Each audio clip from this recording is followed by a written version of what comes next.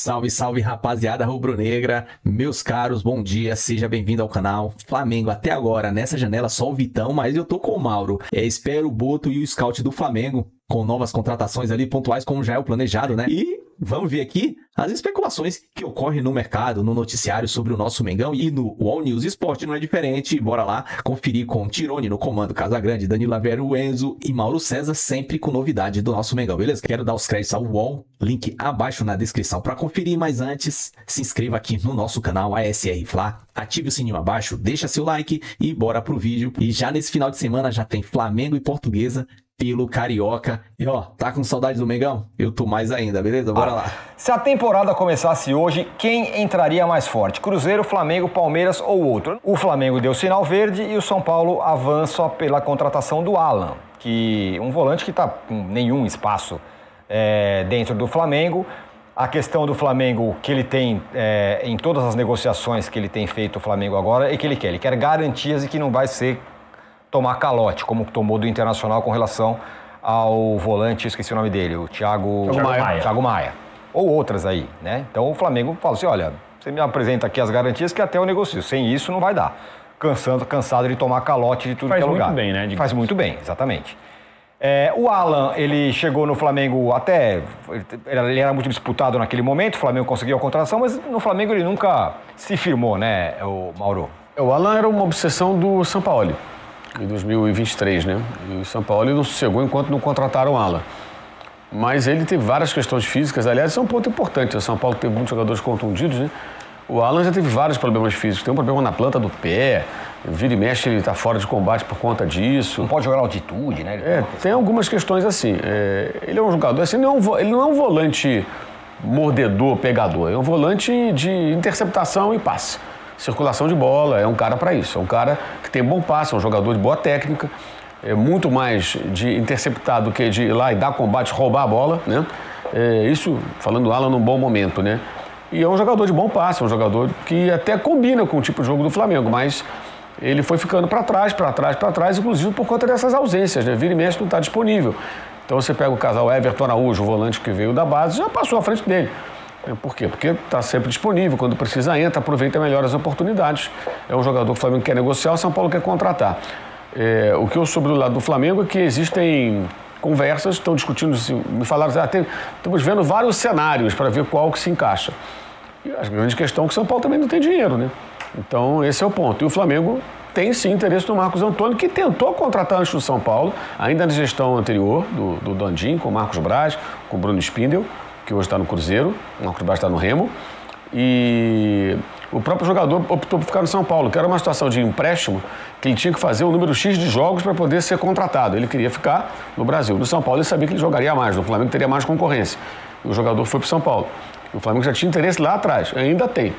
Isso aí tem interesse. Agora, não sei se o jogador vai ser envolvido em uma negociação. Se fosse o caso, é evidente que o Flamengo teria que compensar o São Paulo, porque é um jogador que está no momento melhor do que o Alan, está mais valorizado no mercado. Mas isso seria uma possibilidade. Eles estão discutindo para ver uma maneira de sair esse negócio. Agora, como eu falei há pouco, né? Eu imagino que essa situação política me atrapalha. Como é que você assume um compromisso de comprar um jogador, de pagar X parcelas? O presidente do clube está nesse forrobodó todo, quer dizer, fica até difícil você tomar uma decisão. Assumir um compromisso, uma dívida, quem é que assina a garantia, né? O presidente vai assinar, amanhã ele pode não ser mais presidente, né? É uma situação muito delicada, que eu acho que dificulta também o departamento de futebol em meio a esse furacão. Mas é um jogador que o São Paulo quer contratar. Se ele conseguir uma boa recuperação física, ele é um bom jogador, ele não é mau jogador, não. Você vai ouvir muita gente falando assim, especialmente não joga nada, é bagre, bobagem. Isso é bobagem, ele não é mau jogador. Agora, ele não conseguiu jogar no Flamengo. Isso tem que ser dito. E é um jogador que teve questões físicas. O São Paulo sofreu muito na temporada passada, com uma quantidade imensa de jogadores lesionados. Então, acho que o São Paulo deveria ter um certo cuidado nessa contratação também, no que se refere à parte física do atleta. 28 anos tem o Alan, que, como disse o Mauro, teve muitas questões físicas ao longo da sua passagem pelo Flamengo, por isso não se firmou e por isso pode ser negociado. É um bom jogador. Agora, se tiver Marcos Antônio na jogada, você cobre um santo e ele descobre outro, né? E descobre um outro maior, que o Marcos Antônio acabou sendo talvez o principal, um dos principais jogadores do São Paulo nessa temporada ao lado do Luciano, o Casão. Então, para começar, o São Paulo, se ele quiser se reorganizar e formar uma equipe competitiva, uma equipe melhor do que o ano passado, ele não pode perder o Marcos Antônio, né? Seria uma troca completamente absurda, né, com o Alan. O Alan é tudo isso que o Mauro falou. E se eu não me engano, o Flamengo contratou o Alan machucado. Se eu não me engano. Ele já tinha esse problema no Atlético Mineiro de contusão, uma atrás da outra, mas mesmo assim, no Atlético ele jogou bastante. Então, a questão do Alan, como o Mauro e o Cazão já disseram, é muito mais física do que qualquer outra coisa. Quando ele estava no Atlético Mineiro, ele era um bom jogador. Antes mesmo de fechar com o Flamengo, ele também despertou interesse do Palmeiras. O Abel tinha indicado a contratação dele quando o Palmeiras procurava um volante. Agora, se ele puder jogar o que jogou no Atlético Mineiro, é um bom jogador. Agora, se tiver que envolver o Marcos Antônio, para mim aí já não faz sentido. O Marcos Antônio é, de longe, o melhor jogador do São Paulo. Eu não faria essa troca, a não ser que o São Paulo esteja de olho em fazer dinheiro, porque é normal que o São Paulo precisa fazer dinheiro, em, de repente, mudar a sua folha salarial, enfim. Mas, entre os dois, hoje, para mim, o Marcos Antônio sobra em relação ao Alan. Também acho que são jogadores incomparáveis, até inclusive de posições diferentes, né? Mas enfim. No Flamengo, Mauro, teve lá a questão do Caio Jorge, não rolou. O Flamengo ainda procura outro centroavante, mas também procura por um goleiro, que para fazer sombra, ao menos, ao Rossi. É por aí? A ideia deles é ter um goleiro que possa até brigar por posição, né? Porque o Matheus Cunha não era esse goleiro, ele que foi agora para o Cruzeiro em final de contrato. O Matheus Cunha, para quem não se lembra, aquele que o São Paulo escalava, e tinha já o Rossi, escalava o Matheus Cunha. O que se falava na época é que o Matheus Cunha era melhor no jogo com os pés. Aí no dia que o Rossi entrou, percebeu-se que o Rossi era melhor que ele com os pés. Então mesmo esse argumento não sustentava. E era mais difícil saber porque ele não era tão exigido nesse tipo de jogada no Boca como no Flamengo ele foi. E até depois da entrevista ele até falou, quando eu jogava com o Zubeldia lá no Lanús eu já tinha que jogar assim, ele já me cobrava esse tipo de jogo. Então, tem alguns dias de técnico, né? Ele falha no gol da final da Copa do Brasil no Maracanã, o gol do Caleri, o gol do São Paulo, que foi o gol do título no final, porque o jogo de volta em São Paulo foi 1-1. E aí que o Rossi estreia, né? E desde então o Rossi ficou ali muito confortável na posição. Acho até, muita gente acha isso, né? Que algumas falhas que ele cometeu aí, especialmente aquela do Fla-Flu, que não deixou a bola sair, saiu o gol, que foi o gol da vitória do Fluminense no final, foi 2-1. E o gol que ele sofreu, que foi anulado, que a bola, essa saiu, mas ele tentou evitar, né? O gol lá do primeiro gol do PSG, que não valeu no Mundial de Clubes. Entre algumas outras jogadas mais perigosas, muita gente acha que ele ficou muito confortável na condição ali de titular. Muito senhor de si. Eu sou o dono da posição mesmo. E eu acho que é bem por aí mesmo. Assim, algumas situações de correr riscos desnecessários, sabe? E é necessário que ele tenha, é preciso que ele tenha ali um cara que possa competir com ele, que o ameaça é bom, né?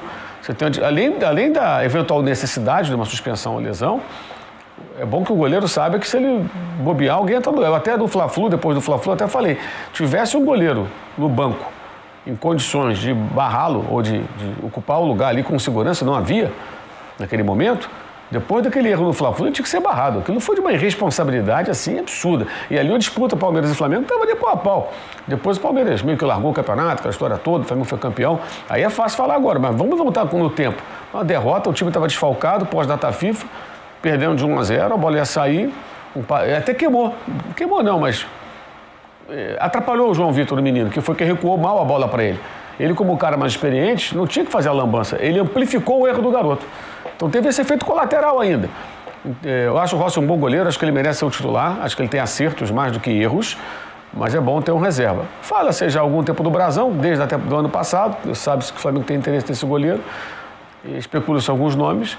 A grande questão que eu acho com relação tanto ao goleiro como ao centroavante é que ainda continua aguardando os nomes identificados pelo Boto e sua equipe de scouting que surpreendam a todos nós. Olha, acharam um goleiro, sabe, lá no Cazaquistão, que é ótimo, sei lá onde, não importa onde, um cara que vem, fala, pô, que sacada de mercado, esse goleiro é bom, hein? O cara vai entrar amanhã, não apareceu ainda. O Brasão é meio óbvio, né? O Brasão jogou no Santos muito bem, o Santos é um time muito atacado, né?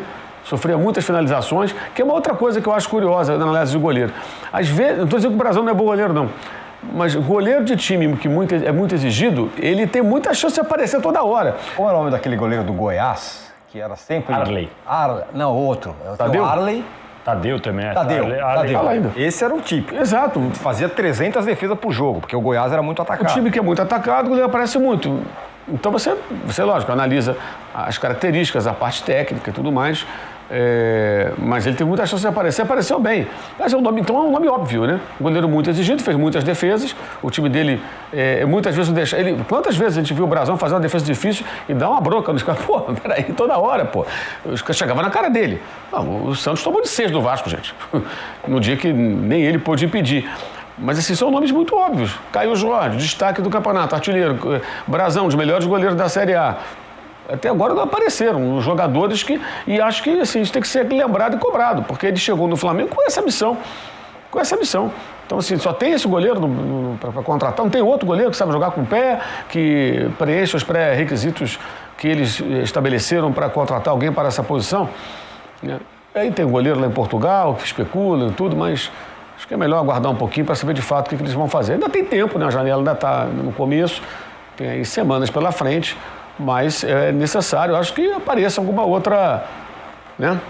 Algo diferente do trivial, porque esse tipo de contratação é dos tempos do Marcos Braz, gente. Mesma coisa, não tem diferença nenhuma. O Marcos Braz não tentaria contratar o Caio Jorge? Possivelmente sim. Estou com dinheiro, vou trazer o artilheiro do campeonato, porque é a mesma política. Os nomes especulados, como o Mauro falou, só lembrando, Gabriel Brasão do Santos, que a princípio não gostaria de deixar de ser titular no Santos, para ser reserva, enfim, tal. Mas tá aí. Pedro Morisco, do Curitiba, também bem avaliado. Mas o Clube Paranaense já recusou proposta na casa dos 7,5 milhões de euros, 47 milhões, uau. E Andreu Ventura, que está no Gil Vicente de Portugal, foi formado pelo Botafogo. E a situação tá aí, são os nomes especulados no Flamengo. Esse goleiro se especulou também que o Botafogo estaria interessado. É bom lembrar que o Botafogo tomou um transfer ban de 3 janelas, né? Isso. 3 janelas é essa do meio do ano. Anteontem o Vidalba. O Vidalba falou assim: ele fica aqui na geladeira o dia que não tiver transfer ban. E esse transfer ban do Botafogo, ele é pesado, porque é o do Almada. Pesado. Né? Tem um valor, tem multa, já foi revendido, é dinheiro em cima de dinheiro. Né? Exatamente, bom, bem lembrado. Não é um transfer ban pequeno, é muito mais pesado, por exemplo, do que o do Corinthians, esse do Félix Torres. O Corinthians está tentando se livrar, a gente vai falar daqui a pouco. Agora, com relação ao goleiro, esse ponto do Mauro é interessante, né? Quando você tem um goleiro que é dono da posição, se não é um super goleiro, como faz, o Rogério Ceni foi durante 20 anos no São Paulo, então, de fato, não ia ter ninguém para ameaçar a posição dele. E mais do que essa pressão de você fazer o Rossi saber que tem concorrência, para mim, goleiro é uma posição muito específica. É diferente de, sei lá, você tem 2 laterais direitos, os 2 machucaram. Putz, você põe um volante de lateral direito, você improvisa lá um zagueiro, você faz alguma... Goleiro não tem o que fazer. Goleiro machucou, você precisa pôr outro... Não tem improviso. Não tem como, vou colocar o atacante aqui rapidinho, não. Então, assim, pra mim, o time, ainda mais o Flamengo, que tem muito dinheiro e tal, precisa sempre ter 2 goleiros que você fecha o olho e fala, eu confio nesses 2, pelo menos 2. Eu confio nesses 2 tranquilo. Deixa o terceiro lá, o garoto de base, se você puder ter um terceiro melhor também, ótimo. Mas 2 goleiros, para mim, assim, é essencial. Eu acho que realmente a diferença entre o Rossi e o Matheus Cunha era maior do que o ideal para um time no nível do Flamengo. E agora, de novo, repito, muito mais do que você fazer o Rossi correr atrás, é você ter certeza que o Rossi amanhã ou depois, no primeiro jogo, machuca a perna, sei lá o que acontece com ele, você não pode depender de ter ali uma incerteza, porque no gol você pode acabar com o melhor jogo do time, se o goleiro falhar 2 vezes, acabou o seu jogo. Então não dá para arriscar. Acho que o Flamengo precisaria realmente contratar um nome que você olha e fala, olha, se o Rossi amanhã não jogar, eu não tenho preocupação nenhuma, porque o reserva é bom, é tão bom quanto. Aí, Casão, vou colocar você na conversa. No caso do Flamengo, se você pegar o elenco do Flamengo, ele tem muitos jogadores para muitas posições. Então ele tem 3 laterais direitos, 3 laterais esquerdos, todos que possivelmente seria titular em qualquer time do Brasil. Na zaga não tinha, mas agora chegou o menino lá do Internacional, o Vitão. Então agora tem uma zaga também recheada. E o gol talvez fosse a posição que não tivesse. E talvez centroavante, né? Que o Flamengo também está atrás. É isso, né? Então, se você preencher o gol, você vai deixando o elenco ainda mais forte. Então, goleiro é o seguinte, no meio do futebol, jogador de futebol, né? A gente se falava assim, acho que se fala até hoje. O goleiro bom é que ele faz um milagre, cara. Cara, não adianta goleiro que pega 300 bolas defensáveis. Aí vai uma que vai na gaveta, o cara toma e o seu time perde 1-0. Então, goleiro de grande time, como é pouco atacado, como vão poucas bolas no gol, esse goleiro é aquele tipo de goleiro que tem que fazer um milagre para o seu time vencer, para o seu time ser campeão. Então, o Flamengo tá correndo atrás de um goleiro para fazer sombra ao Rossi, mas eu acho que está estudando muito para fazer, e tem que estudar mesmo, porque não adianta. Por exemplo, o Brazão é um bom goleiro? Aparentemente é. É um goleiro que ajudou muito o Santos? Ajudou. Mesmo assim, o Santos foi até a última rodada correndo risco de rebaixamento. Vão 300 bolas no gol do Santos? Vão 300 bolas no gol. Ele pega a maioria delas, mas o Santos perdeu mais do que ganhou. Né? Perdeu mais do que empatou. Então eu acho que eu quero falar a mesma coisa que o Mauro. Não estou dizendo que o Brazão não é um bom goleiro. Não estou dizendo isso. Parece ser um grande goleiro, parece ser um bom goleiro. Mas um time como o Flamengo, que está atrás sempre de ganhar o Campeonato Carioca, ganhar a Copa do Brasil, Brasileiro, Libertadores, ir para o Mundial e tentar ganhar o Intercontinental e tal, ele precisa de um goleiro reserva do tamanho do goleiro titular. Porque senão, o goleiro titular vai expulso ou se machuca, você coloca o reserva e o nível de segurança cai. Mas, pra gente, ainda sobre o Flamengo, sem Caio Jorge, o Flamengo tem alguma pressa para ter um centroavante? Não, né? Ele vai procurar. Tem que ser nessa janela, né? O Flamengo foi campeão da Libertadores e do Campeonato Brasileiro sem centroavante, né? O Pedro estava machucado. Exatamente. E o Juninho viu uma jogava. Frase muito boa. O Juninho já foi embora. Desculpa te interromper. No futuro vamos perceber o quão foi espetacular a campanha do Flamengo. Foi campeão com um monte de gol feito sem centroavante. Jogando uma boa parte do tempo sem centroavante. E o Flamengo tem uma... Assim, é curioso isso, porque foi o melhor ataque do campeonato e tal, mas o Flamengo carece de jogadores que decidem. Decidem mesmo, porque você tem assim, o Plata não faz gol. Eu falo sempre, tem alergia ao gol. Uma dificuldade tremenda. Quem finaliza ali e faz gol é o Arrascaeta nessa temporada que passou, o Pedro. O Bruno Henrique já não é mais o mesmo, claro, fez 35 anos. Né? O Luiz Araújo em campo, no segundo semestre não foi tão bem, mas quando está bem é um jogador que finaliza, que tem gols. Mas é pouco, sabe? É bem pouco. O Carrascal ainda não se mostrou ser esse cara. Então o Flamengo fica na dependência de 2 jogadores ali, basicamente, que realmente resolvem, decidem as partidas.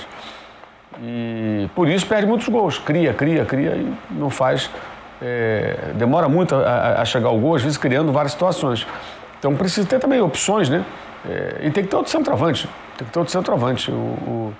Seja, não sendo o Caio Jorge, algum outro jogador. É uma necessidade, acho que, do elenco, de fato. Se o campeonato a temporada começasse hoje... 85% pro Flamengo. Você quase acertou. Se a temporada... Coloca a enquete no ar aí. Se a temporada começasse hoje, quem começaria melhor? 78% diz que é o Flamengo, 7% o Cruzeiro, 8% o Palmeiras e 7% um outro clube. Pode ser o Corinthians aí, campeão da Copa do Brasil. Quem sabe? Bom, esse foi o All News Esporte e Flamengo começaria sim. Com relação a essa enquete, o Flamengo estaria alguns passos à frente, porque o time campeão de tudo, praticamente, né? E tá ali pontual, veio com o Vitão ali na zaga, precisa sim de um atacante, um goleiro. Mas tá aí, especulações como sobre goleiro, o Alan no São Paulo e quem sabe o Marco Antônio no Flamengo. Vamos ficar aí na expectativa. A janela não acabou e vai vir bastante coisa boa para o Flamengo, beleza? O vídeo é só. Se gostou do vídeo, se inscreva no nosso canal, ative o sininho, deixa seu like, compartilha, comenta, dê seu pitaco. Tamo junto, até a próxima. Saudações rubro-negra.